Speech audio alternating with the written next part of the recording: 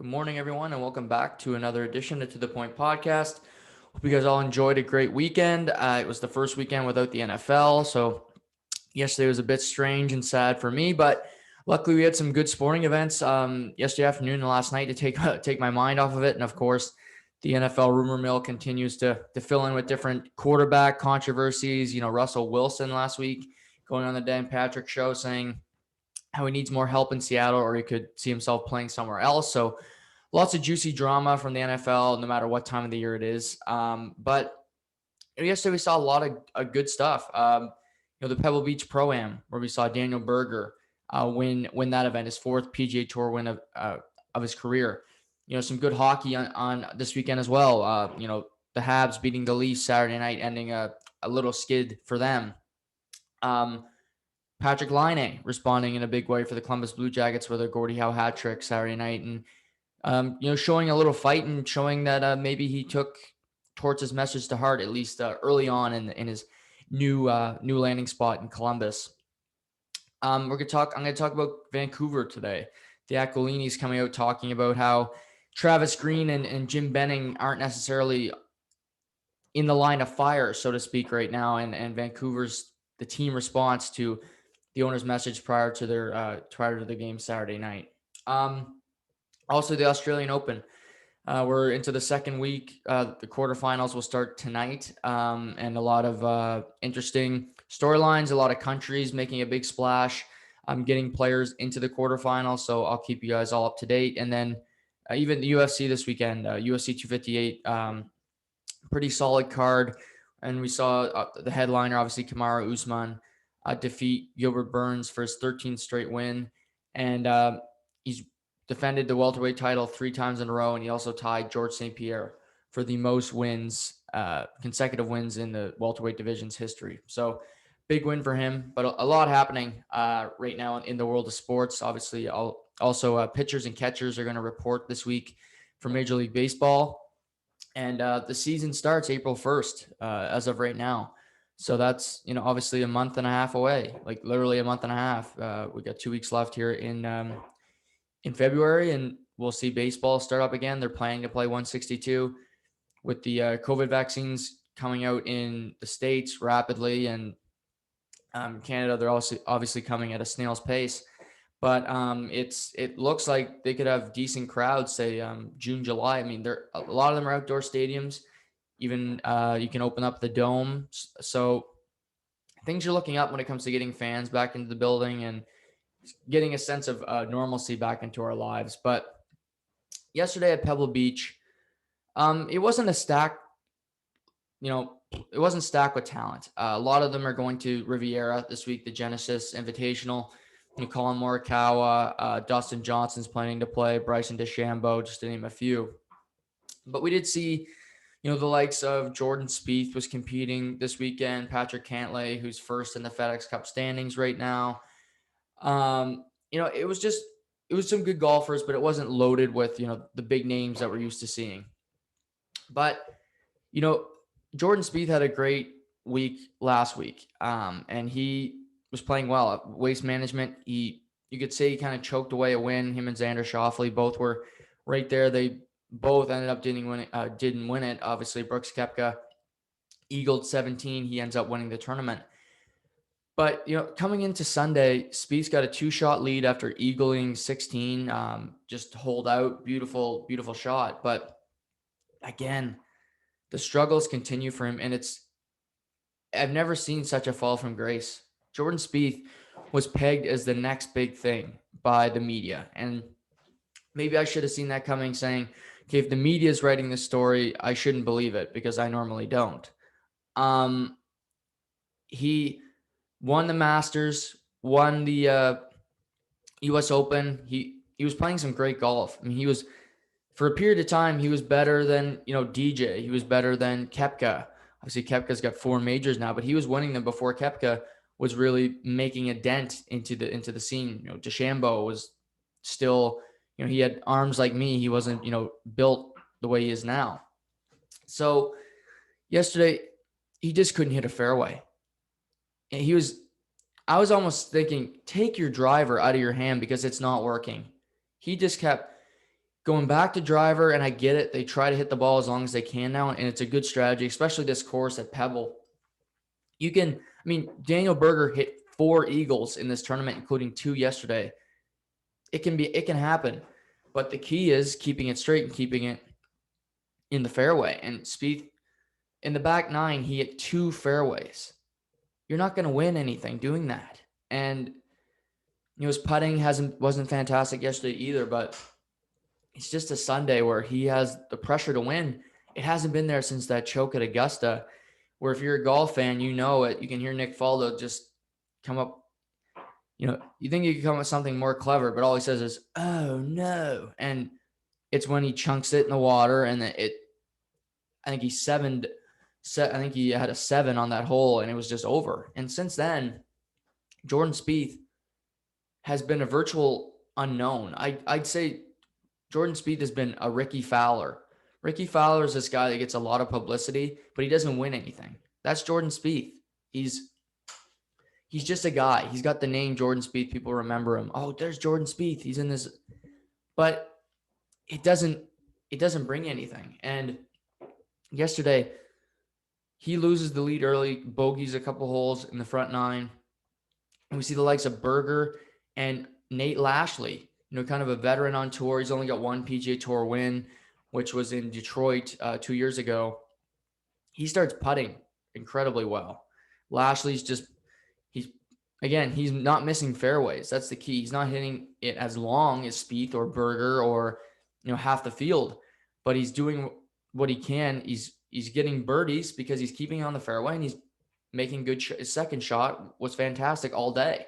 The par 3-7, he puts it within an inch of the hole, and he gets a birdie, and he's playing great. But Spieth is really out of it by the back 9. I think he was at 13 under. The leader got to 6. Lashley and Berger got to 16 under. You had Cantlay, who was at 14 under at that point. And it was kind of just a dogfight. You saw Maverick McNeely make a push. He got a birdie on 18 to put him at 16 under. He had a great day. But it was between really Lashley and Berger until 17. Until 16. And this was a disaster. Lashley has this real easy putt. Well, the first for par, he's got about a 12-foot putt for par. It's not an easy putt, but he misses it, so he's down a stroke. That's okay. The 17's a par 3, very makeable birdie, and then the 18's a par 5, and it's a very makeable par 5. Especially, birdie, basically a guarantee if you can keep it on the fairway. If you really want to try to push it and you need to force it, eagle is there. We've seen Berger do it. But Lashley missed that putt, so he's at 1,500 right now. So he's got a hole out. It's about 3 feet away. He misses it. So that's a double bogey right there. And he rushes the next putt because he's so irritated. Misses it again and triple bogeys 16. He goes from 16 under, tied for the lead, to 13 under and tied for 5th in one hole. This is not just for the lead. This is prize money. This is so much more. And he loses it, of course. This guy's got a terrible temper. He's snapping at his caddy. I'm sure his underwear were in the water somewhere. He was melting down, and he never got it back. On 17, it was the par 3. He parred it, but this is shot. He was pissed off, and he's just walking down the fairway. He wanted to get the hell out of there. I'm sure he snapped the club after the day he had. But so that happens. So Berger's got a 3-shot lead, but Maverick McNeely makes a late push. He was at 14 under. He birdies 17 on the par 3, and then he birdies 18. He's in the group ahead of Berger. So at this point, he's got his card. He's 16 under. He knows if Berger pars 18, they're going to a playoff. But Berger, first shot, drills it, beautiful shot. He can hit it far. He does that. Second approach shot, another great shot from him. And he puts it with it it's a tough putt, but it's a makeable putt for eagle, and it's basically a lock for birdie. So he's going to win the tournament. But to put it in style, Daniel Berger, Eagles 18, the first man to do it this week. Eagles 18, gets to 18 under, wins the tournament. And Berger's a damn good golfer. He's a young guy that doesn't get talked about a lot, but he won in the return to play, so to speak, in golf last year. Returned in June at Colonial. He won the first event. He beat Colin Morikawa in a playoff. He's a threat, I think, to win majors. He can hit the ball far. He's a really good putter. He seems like a confident guy, and he keeps his composure out there. He missed some putts, but he didn't let it phase him like Lashley or Spieth. He stayed pretty consistent all day. He shot well all week, and he's a guy to look out for. We've seen, Morikawa. Colin Morikawa was not really a guy that was well known before last season. He ends up winning the PGA Championship, and he won an event before that, beating Justin Thomas in a playoff. Berger's already won 4 PGA Tour events, and he's a guy that's going to be in every major because he's winning these events. And I like his chances as a young guy of at least winning a major over the course of his career. It's not easy. We've seen tons of guys go careers without winning one. I mean, Ricky Fowler is a guy, like I mentioned earlier, he still hasn't won a major. He's gotten close, but I like Berger because I just think he's a good putter. He can hit it a long ways, and we've seen his second shot. I think the second shot in golf is something where if you can get it, you got a good wedge in your hand and you can do it, you can put it within 9-10 feet. That's your best shot. It's not about how far you hit your driver. It's how clean, how you can keep that ball and put it in contention where you're putting. It's not necessarily yet to be a great putter because it's close enough where you're just like, well, okay, I put myself in good position. I can make that putt. But this was impressive. Again, it wasn't a stacked leaderboard, but Berger played well regardless.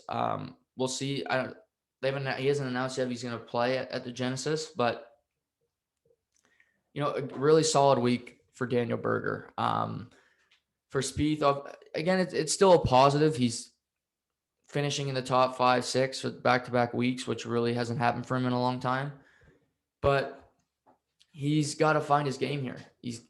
I think he's starting to find it a little bit, but we see him. He doesn't really trust his caddy all that much. They kind of have a strained relationship, it seems like. A caddy will give him some information. He goes against it and ends up burning him.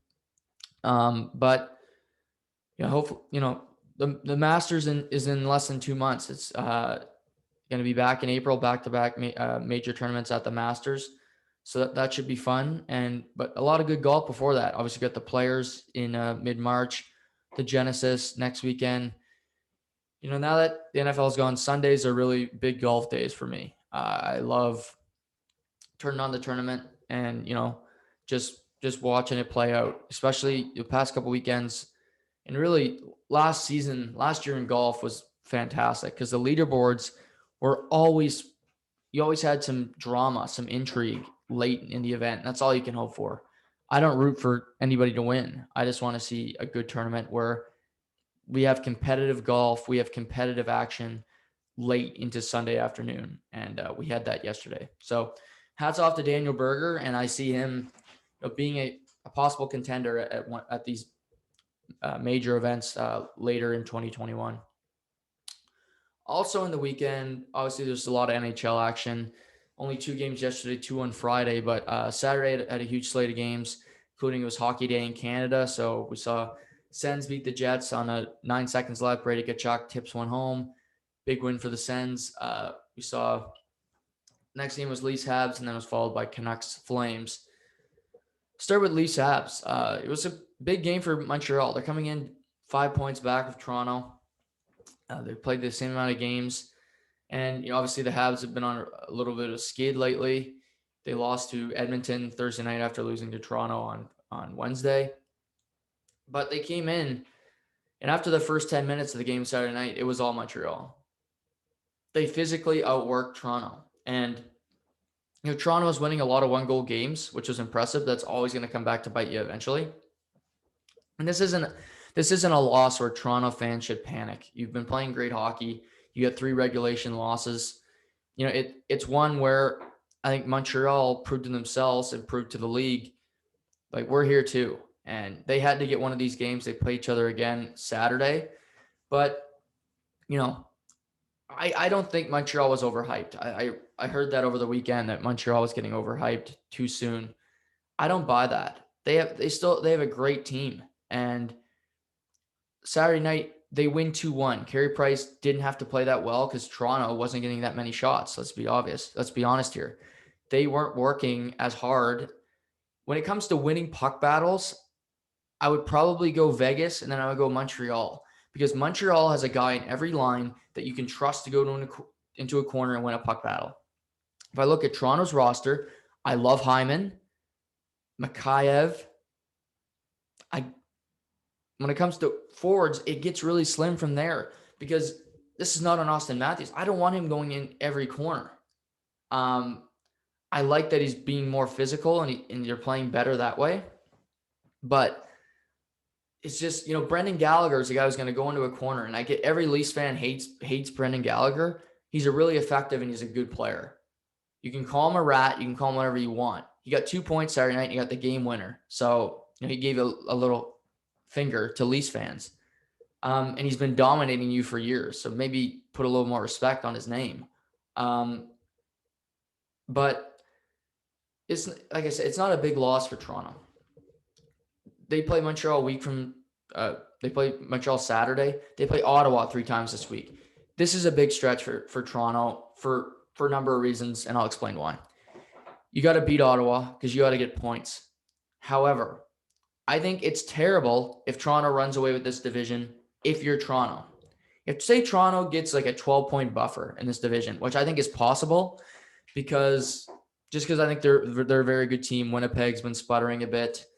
I like Montreal to keep it competitive, but they're not playing for a week. So they could play Saturday and they could be down by Toronto by 9. They lose that game. They're back 11 points in the standings. It's a lot to make up.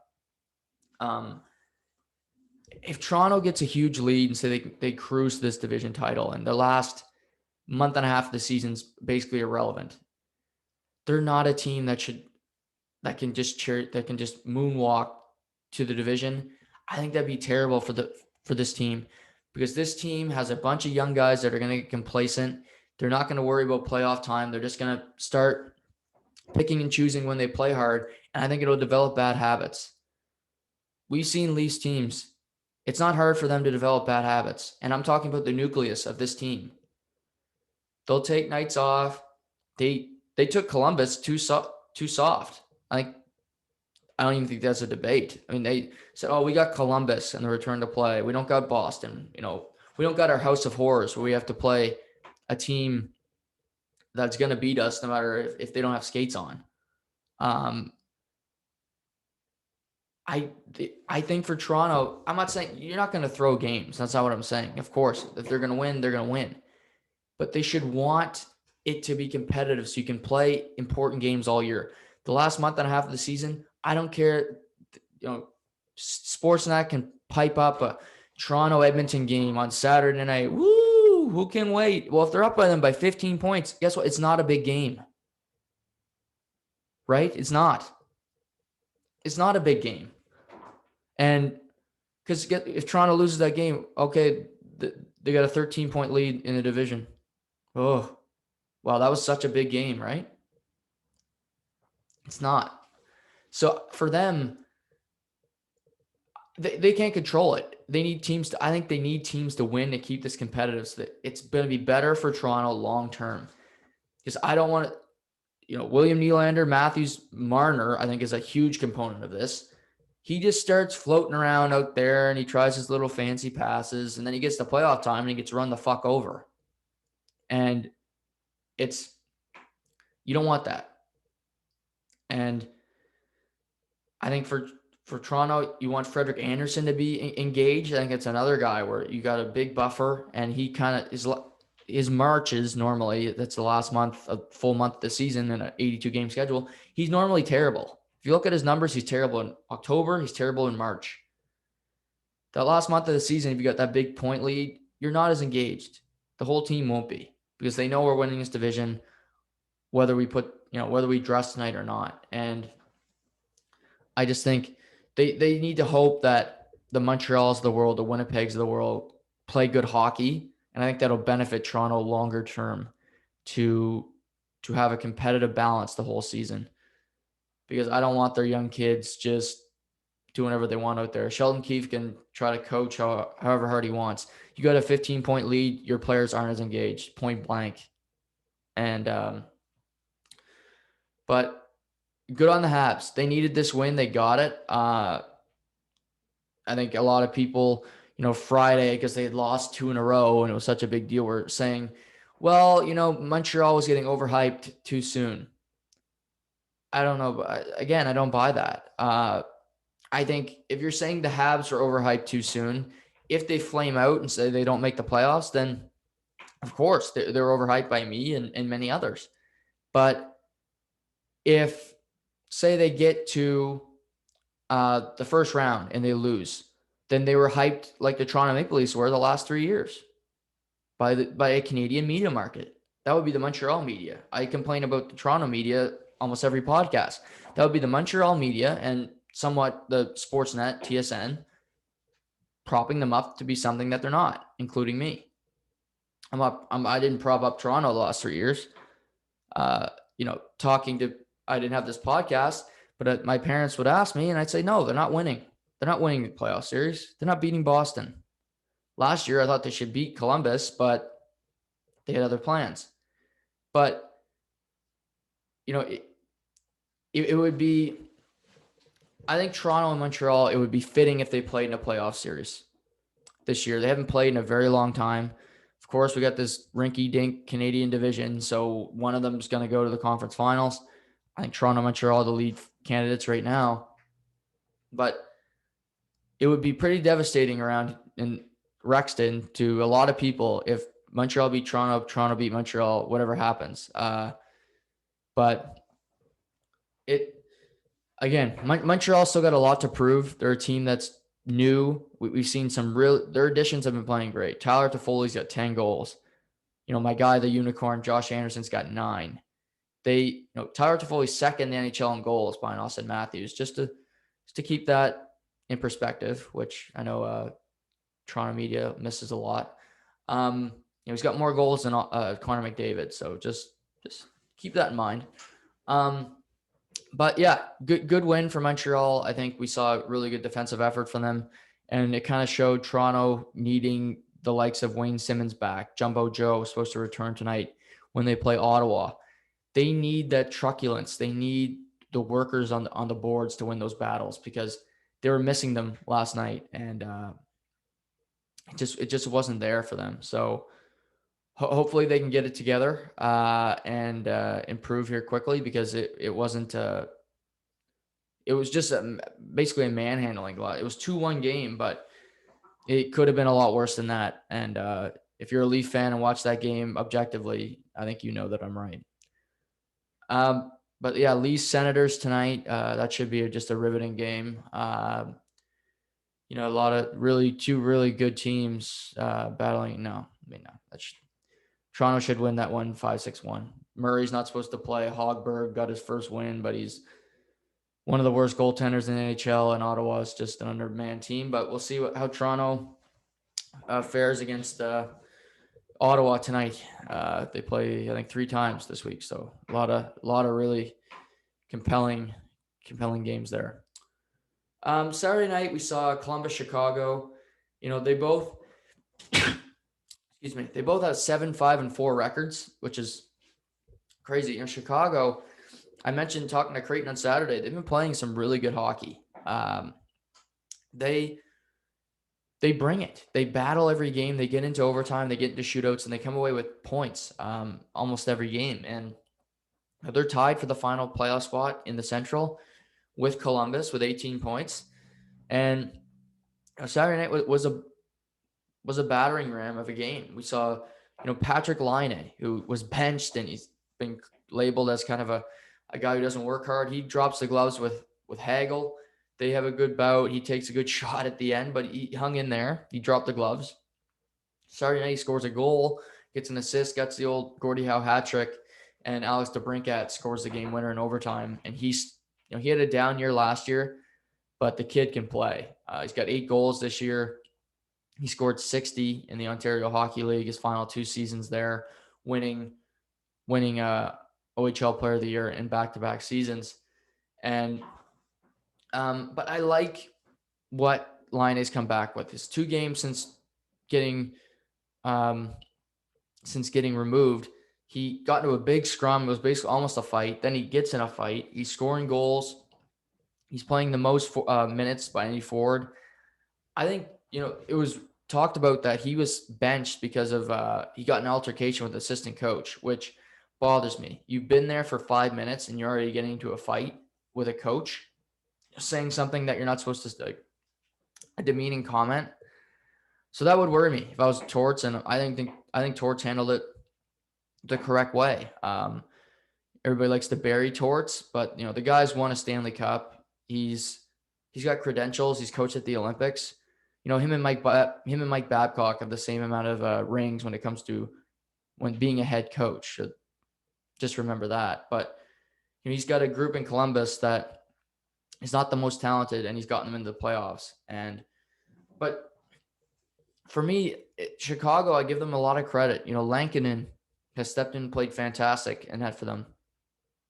Colin Delia, Malcolm Subban haven't been good. Obviously, they're without Jonathan Taves. They got no Seabrook.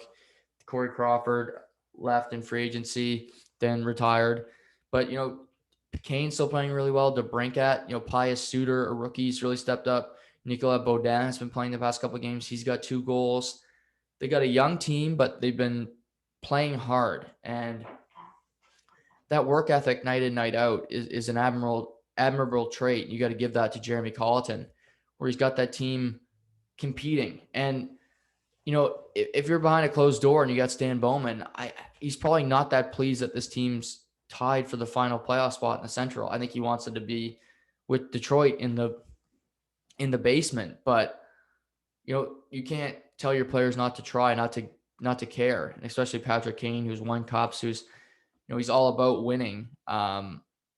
It's showing here that they have a high compete level. They don't give up, and I give a lot of credit to that organization, to Jeremy Colleton, and to the likes of Patrick Kane, Duncan Keith, and their leadership core to play this hard without Taves there. I mentioned without the big names, and the younger players stepping up when they're getting opportunity to play. I don't know if it's sustainable the whole year.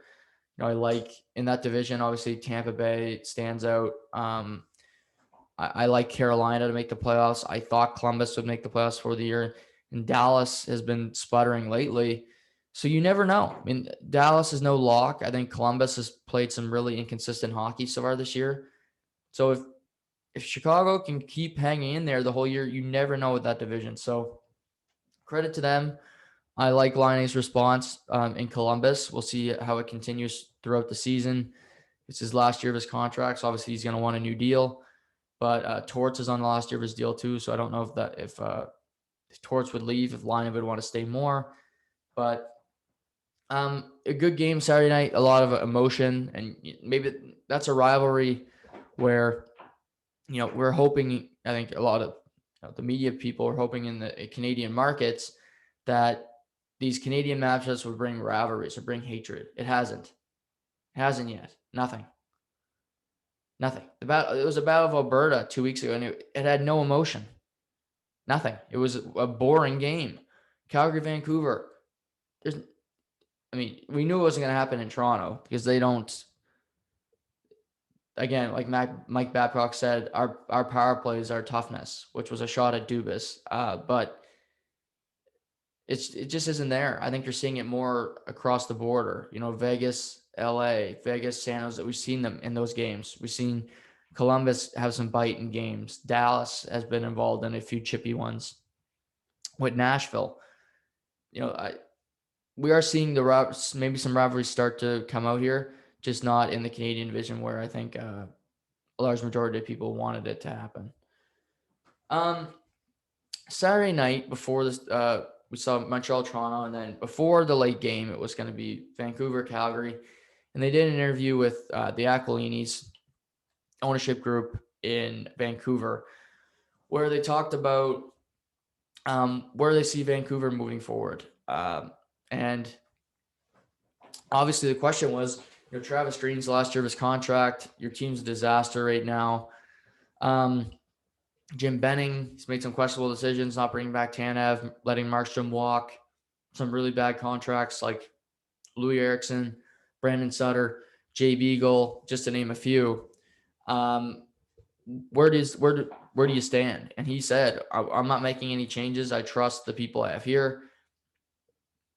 Again, that's owner speak, and I don't trust him when he said that. Travis Green's in the last year of his contract. If I was Travis Green, I'd feel a lot more comfortable if I had a 3-year deal signed today and say, well, okay, yeah, I'm staying here. He can walk. He could go. I think Travis Green has built up enough equity where he could leave the Canucks, say they offered him a deal. He could leave and find another contract, another head coaching job the next day. He got a team to a second round, a game away from a conference final. I think he's really respected in that room by his players. And, I think he's a good coach. So I think he could get another job. For me, Travis Green should not be the one under the light. It's Jim Benning. I mentioned the signings. Louis Eriksson, he was an okay player in Boston. He wasn't great. I think you play in Boston, you kind of get a little bit, you get more money because you played well there with the likes of Bergeron, Marchand, Krejci. The list goes on. But he gets a big deal. 7 years, bunch of money. Excuse me. A bunch of money from Vancouver. He's been a disaster. He can't skate anymore. He doesn't compete hard. He's not an NHL player. And past couple of years, Travis Green's kind of been forced to play him, and he's coming off the books this summer, but it's been a terrible contract, and he hasn't been a good NHL player since arriving in Vancouver, for being honest. Brandon Sutter, a good guy in Pittsburgh. He was a third-line center, but they give him big money, big ticket. He's been injured this whole time in Vancouver, and they should have saw this coming because he was injured in Pittsburgh frequently. And he's really been a fourth-line center for them. That's really what he's had a decent start to the year, but his health's always a question mark. You're worried whenever he takes a hit that he's going to be out for a long period of time. And he's been a problem there. Jay Beagle, Antoine Roussel, these guys are good, hardworking players, but you give them 4-year deals. You don't give those depth players 4-year deals at $3 million because they bury you. They're not giving you good value. Beagle was coming off winning a cup as a fourth-line center, really effective. But fourth-line centers don't make $3 million. Make $1.5 million. Give them that, 1.9. But again, letting Markstrom walk, bringing in Holtby, it hasn't worked. But Aquilini says he's not going to make any changes. But if it's anybody, Jim Benning should get the gate. He's been there long enough. He's made some poor decisions in his time there, and the franchise is going down, down, down. But Saturday night, they got a response. Their team played fantastic against Calgary. It was about time. Again, it was their second of 4 straight against Calgary, but Markstrom had already beaten Vancouver 3 times this year, and he played another fantastic game Saturday night. He made 44 saves. He was under siege the whole game. It wasn't even close. Vancouver dominated Calgary for the whole 60 minutes. They scored a goal with about 5 minutes left in the third period. Louis Eriksson had an empty net to get the win 3-1. But, I think even in this game, I imagine management was like, okay, Markstrom almost stole a game for Calgary. Like, why isn't he in our net? And, if I'm Travis Green, I'm looking up at Jim Benning saying, like, why the hell is he in that net? Calgary played terrible, but he almost single-handedly stole a win. And he does that more often than you think. Calgary hasn't played great this year at all. But Markstrom is such a good goaltender that he keeps you in games. And they play again tonight. Wouldn't shock me if I see Markstrom back between the pipes. I mean, he's playing a lot of games. Riddick hasn't gotten a lot of action yet. And I don't know. It would frustrate me if I'm Travis Green. I don't have Chris Tanev. I don't have Toffoli. I don't have Markstrom. Holtby and Demko both have been really inconsistent. Their defense core has struggled. Hamonick's been out since like game 4, but he wasn't playing well before that. They got Edler, who's looked like he's lost about 2 steps in a summer. And they get a win, which they desperately needed after 6 straight losses in regulation, but they've already played 18 games. If they're going to make the playoffs, they're going to have to go in an unbelievable stretch here where these other teams are going to win too, and they have to catch them. And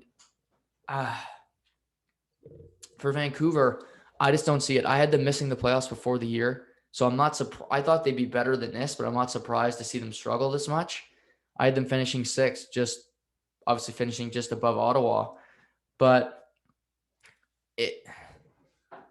it's got to be frustrating because Quinn Hughes is putting up a lot of points, but defensively he's a disaster this year.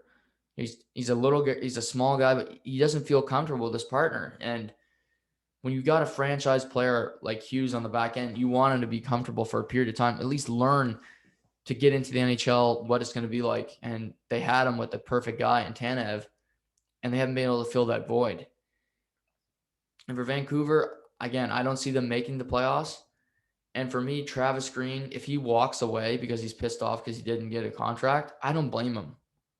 I wouldn't be happy either. You make the conference final, you're a game away from you're a game away from the conference final.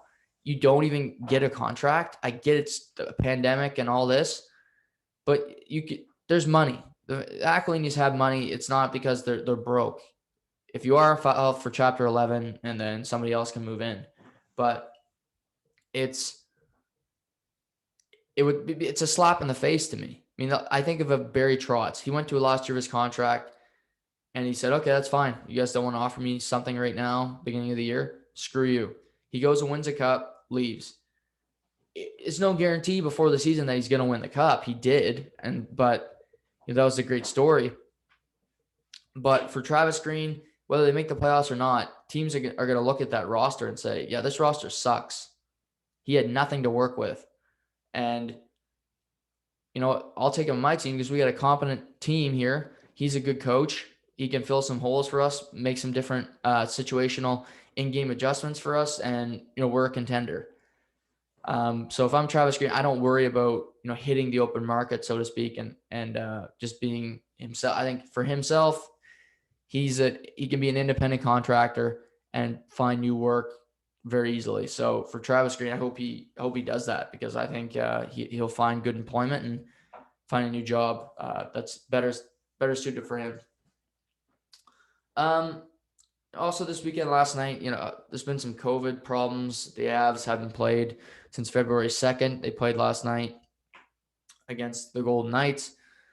They looked rusty. They didn't play great, but I thought this game really showed something for me. I think Phil Grubauer has played fantastic this year for for Colorado.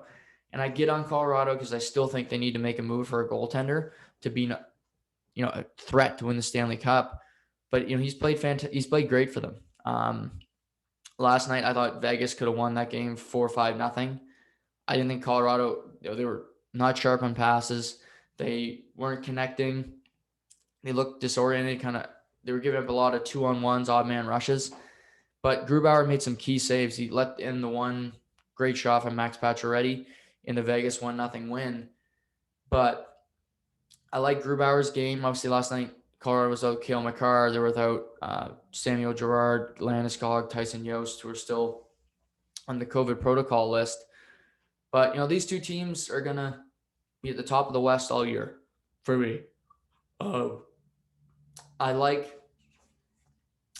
the Avs a lot. I still think they're missing maybe another depth forward. I would like another third-line winger for them. Vegas, I think, is pretty close to a perfect team. You could say they don't have a superstar like Montreal, but they got good goaltending. They got good defense. They got balanced scoring. And they got playoff experience. And after losing last year, getting so close, I think this team's going to be itching to get back there and win in a big way here. But I like what's happening. I like what's happening in Vegas, but Colorado, Vegas, they play each other again Tuesday. They play Saturday. Hopefully next weekend, they're scheduled to be 2 outdoor games at Lake Tahoe between Vegas and Colorado on Saturday, and then Boston and Philly on Sunday. So a couple outdoor games to shake it up in the NHL. Obviously, a new destination, no fans. But yeah, I think these two teams are going to be. I think a playoff series between these two teams will be fantastic. Obviously, you got St. Louis in there, so one of them will have to play St. Louis, and that'll be no easy win because I think St. Louis is a very good team as well. But yeah, Avs, they got to play some hockey. Again, they hadn't played since February 2nd. McKinnon was coming off an injury. He looked a little rusty last night, making a couple uncharacteristic turnovers and not playing his best hockey. But I don't worry about the Avs. I like Grubauer's game. I don't trust him to be a Stanley Cup winning goaltender. But, for Vegas, it was rumored that Pittsburgh, Brian Burke, Ron Hextall were trying to reacquire Marc-Andre Fleury. He has a full no trade. I think he would accept a trade back to Pittsburgh. But if I'm Vegas, I'm not giving him up. This year, he's played way better than Leonard. It was rumored that Leonard came into camp at 300 pounds, just overweight, not in shape. And he's been a better goaltender. They love him in Vegas. I think the players love him. I ride it out. For this year, I keep both goaltenders on my roster. Going to the playoffs, you got both of them. And then Fleury's got 1 year left on his contract. If you want to try to trade him in the offseason, you can do that. But I would keep them both. I think it gives you the best chance to win a cup now. And that's just the approach I would take with these two netminders. What can I do to have my best chance to win? And having Fleury, having Leonard, the 1-2 punch gives you that best chance. So having that goaltending tandem can only help you as the season goes along when it comes to injuries. The playoffs, if something happens, you got two stable guys back there that can get you victories. Some other hockey action. We saw some good games. Obviously, Detroit picked up a win. So that's a headliner. Ottawa picking up a victory. Pittsburgh getting a win yesterday over Washington. Crosby hitting a milestone, but we'll get to that on another podcast. I know Pittsburgh and Washington play each other again on Tuesday, so that's always a fun matchup. But pivot to tennis because a lot's been happening down under. Obviously, the Australian Open, it can be a tough tournament to follow. It starts about 8 o'clock every night and it runs till about 8 a.m. every morning. But just some big headlines. I'll start with Canadian men's tennis. We saw Felix Auger-Aliassime, Milos Raonic get to the quarterfinal. Aliassime was playing Kratsev, who was an unranked Aslan Kratsev, unranked player from Russia, never gotten to a round of 16 before, never really gotten any headway in a major before. And then Raonic was playing Novak Djokovic, and the world number one, and he was 0-11 coming in, barely winning any sets, so he wasn't a favorite. But for Auger-Aliassime, I was Saturday night watching UFC 258 on my computer. I got the tennis on TV, and Felix was cruising, winning the first set 6-3, second set 6-1. It looks like he's going to win a straight sets victory straight to his first career Grand Slam quarterfinal. And he choked. And Jordan Spieth choked.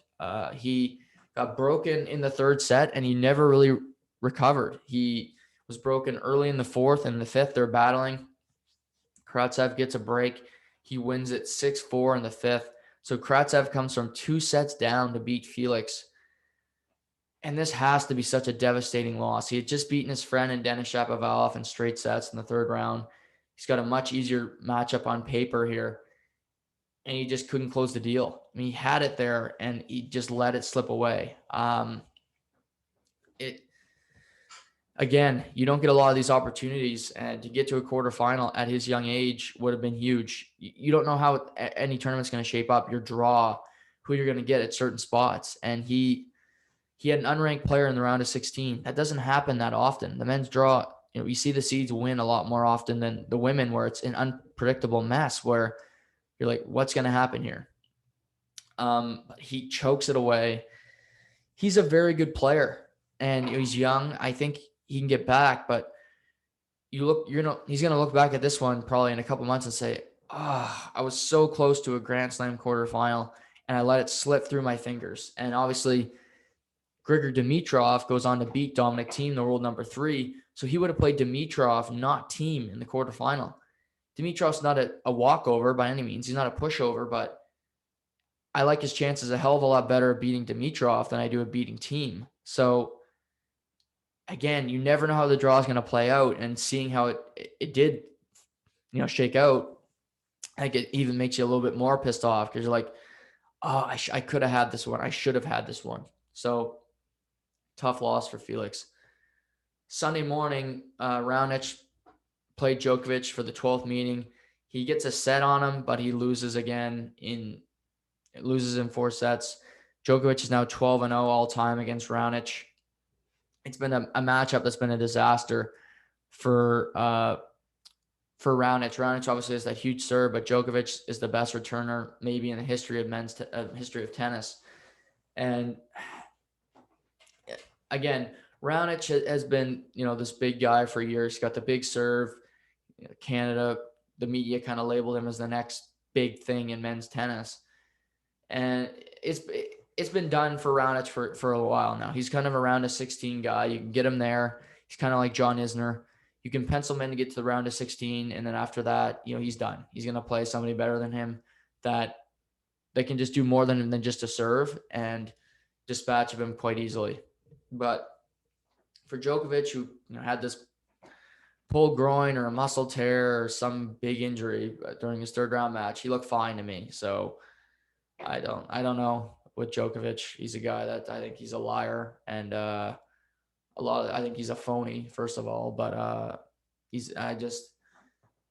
good for him for winning the match, but I didn't need the theatrics from him and all of his drama. But also Sunday or Saturday night, Serena Williams, she was playing Aryna Sabalenka, the world number 7, and these two women are both huge servers, play with power. Serena gets the first set. Sabalenka takes the second set 6-1, where she really dominated. And then Sabalenka went up a break in the third set, but Serena fought back. Sabalenka really lost her game a little bit.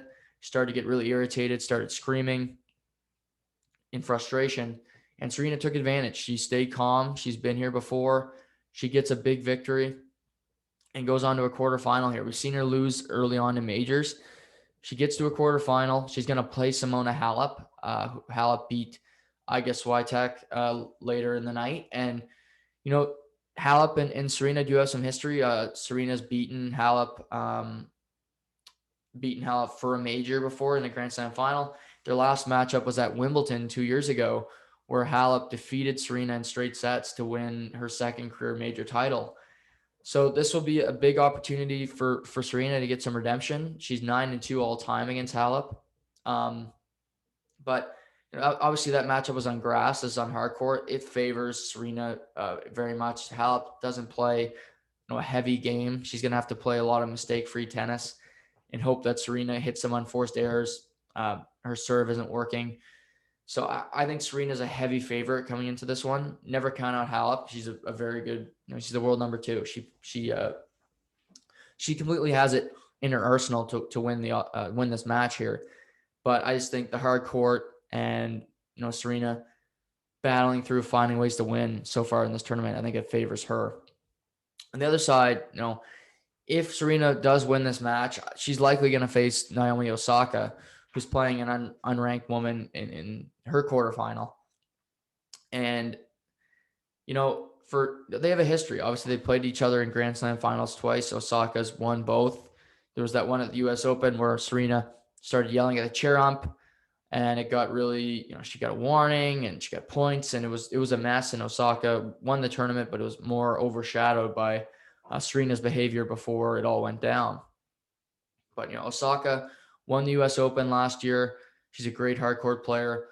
I think you can make the argument she's the best women's tennis player in the world right now. So, I think that the U.S. Open, I'm sure the Australian Open's hoping that they get Osaka, Serena. It's always a good matchup. It's going to have drama before. So, that's obviously something they want. And yeah, But another huge storyline is two countries is um, the American women. They have 3 women into the round of 16. Jessica Pegula, who is the daughter of the Pegula family who owns the Buffalo Bills and the Buffalo Sabres. A pretty cool story there. Jennifer Brady, who made the quarterfinals at the U.S. Open, and they got Serena. So 3 American women are in the quarterfinal. Pegula and Brady will play each other, so at least one will make the semifinal in that half of the draw. Like I said, a good chance Serena does it on her half. So impressive for American women to make it this far. They also had Shelby Rogers make the round of 16, but she lost to Ash Barty this morning. So so impressive there. And then on the men's side, 3 Russian men have made the quarterfinal for the first time. World number 4, Daniil Medvedev, sorry. We got Andrei Rublev. They'll play each other in the quarterfinal. 2 very good players. Medvedev's been to a Grand Slam final, losing to Rafa Nadal at the U.S. Open 2 years ago in a crazy 5-setter. And then you got Rublev, who's really come onto the scene. He's world number 7. I give him a very good chance of beating Medvedev because he's been playing some fantastic tennis. And then, Aslan Kravtsov, who beat Auger-Aliassime. 3 Russian men are into a quarterfinal for the first time. And I just think you're seeing countries really start to show themselves. Russia's really improved when it comes to tennis. They got Karen Khachanov, who's in the top 20. They got, obviously Rublev, Medvedev are in the top 20. So 3 guys in the top 20 from Russia. Just 2 really good stories with nations with a bunch of players winning, getting opportunities, and making the most of it. But I think it's been a good tournament so far. We've seen a lot of upsets. We've seen some players obviously not playing a lot before this tournament had to pull out, like Matteo Berrettini had to pull out of his match this morning. So Stefanos Tsitsipas got a walkover. I think that's going to happen more and more. Just guys and girls aren't in shape. They haven't played a lot of tennis. So injuries are starting to prop up. But whoever wins this tournament is going to have to earn it. And that's all you can really ask for. I tape the morning matches, and then I would try to catch them before work. And it's I like the Aussie Open. I think it's a good tournament, and obviously it's COVID. There's no fans. A lot of the broadcasters are doing it from home, and but it's good that they can get this tournament off. A lot of players had to quarantine a long period of time just to play their matches. So obviously they're getting rewarded for their hard work, and that's good to see. But, and the men's side, Djokovic is through the quarterfinal. Rafa Nadal still in the field.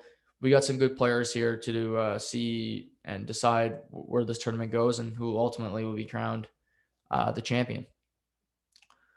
But yeah, great weekend when it comes to sports. I mentioned UFC 258 with Kamaru Usman getting a big victory. But a lot still to come. I mentioned baseball. I think golf's just getting into the swing of things here. I expect to see a great season of golf with the likes of Dustin Johnson, playing some fantastic golf. But hockey's in full swing. We got basketball. The Raptors kind of have a tough loss last night to the Minnesota Timberwolves, so that one stings. Monitor them and see if they can make the playoffs here. Some good stories from the NBA. The New York Knicks, who have really been irrelevant when it comes to prosperity and winning for about 2 decades, are pushing for a playoff spot. Still, we're about the halfway point, but they play hard. They get wins. The Utah Jazz have the best record in the NBA, and we've seen just work ethic and some great play from Rudy Gobert and Donovan Mitchell, how the Utah Jazz have really come into their own and started to play fantastic. Charlotte Hornets, LaMelo Ball, the second son of LeVar, has really stepped in. I think he's season end today. I think he'd win Rookie of the Year. I think he's been a really dynamic player for Charlotte, and especially if he can help them get into the playoffs, which they rarely ever do. And also help Michael Jordan's rep for being just a terrible owner / GM when it comes to building teams that can win anything. But the NBA still got a lot to deliver. They got that great All-Star game coming in a couple weeks, which I just can't wait to watch. I'm just going to book off that day just to make sure I have enough time to prep for it and probably do a podcast on it. So I can't wait for that. But yeah, no, a lot happening in the world of sports, and a big slate of games tonight. There's actually one game starts at 5 today, St. Louis, Arizona. I wish there was more. I don't know why there isn't a 2:00 game today for Family Day, but put Canadian team on this afternoon, but no, they couldn't do that for me. So I guess I'll have to find something else to do. But no, everybody have a great Family Day, whatever you do to celebrate it. I'm sure we spend a lot of time with our families recently, so every day kind of feels like Family Day. I mean, I heard that joke last week. There's a kid said this video online. He said, "Mom, Dad, can I not eat with you guys anymore?" He's just so sick of Family Day, right? So, but no, for people that haven't, hopefully you can spend some time with your family, enjoy it. But I'll be back with Seamus tomorrow. We're going to do our final recap of Your Honor. The final episode was on last night, and we'll discuss the final 2 episodes, and Seamus will let you guys know what we'll be covering next. So have a great day, everybody. Happy Family Day, and stay safe.